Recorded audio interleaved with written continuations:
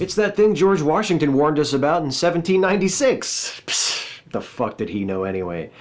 Here are 5 terrible things about the two-party system. Number 1, it encourages voter apathy. Voter turnout for the last few U.S. presidential elections has been in the neighborhood of 50 to 55% of the voting age population. Turnout for the midterm elections is typically about 20 percentage points lower than that.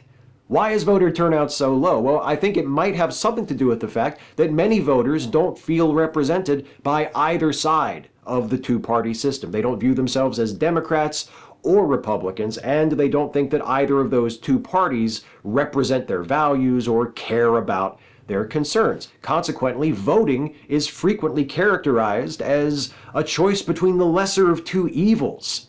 And that's not exactly a hymn to democracy, is it? Just go in there and pick the one you think will ruin things the least. But hold on, there are yet more terrible things about the two-party system yet to come.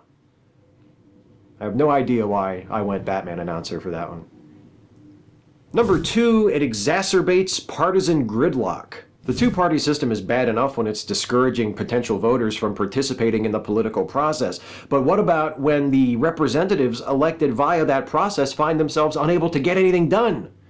If the government consists of 2 groups of people, and one of those groups decides that it doesn't want to work with the other group, guess what?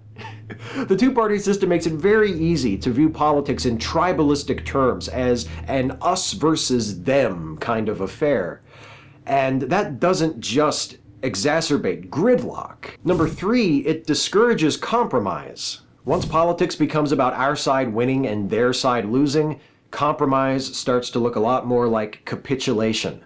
Look at the all-or-nothing attitudes of Tea Party Republicans or the Bernie-or-bust contingent of Democratic primary voters for vivid examples of this. There are people in our political process, voters and politicians alike, who would refuse a deal that gave their side 90% of what they wanted because they would refuse to give up that last 10%.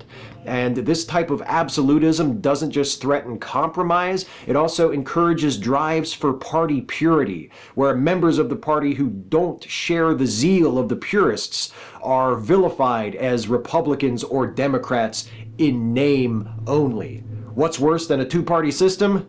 A two-party system where neither party has any internal ideological diversity. Politics cannot be just for fundamentalists.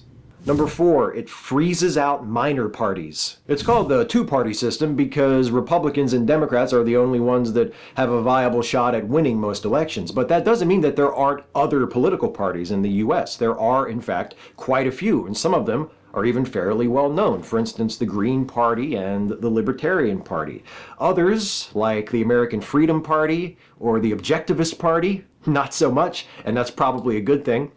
What isn't a good thing is that it's much more difficult for minor parties to get their candidates on the ballot than it is for Republicans or Democrats. And that's because the two major parties have the membership, the money, and the legislative power to control ballot access. And they use it to dominate and shape the system. Number 5, it perpetuates a false binary. The two-party system does have its appeal. It can be comforting to think of politics as a you can get with this or you can get with that type of deal.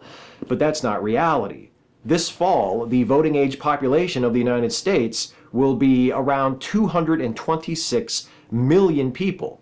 But the members of local, state, and federal governments elected by the 55%, if we're lucky, of those 226 million people who vote will be almost entirely Democrats or Republicans. That's 226 million potential voters and 2 political parties.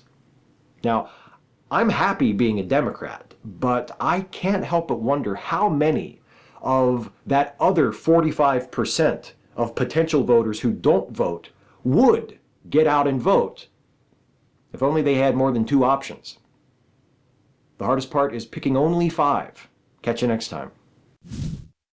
Hey folks, hope you enjoyed this one. If you did, please like, share, and subscribe. And also please consider helping me to make more videos like this one by supporting this channel through Patreon. You can go to patreon.com/Steve Shives to become a patron. Thanks for watching.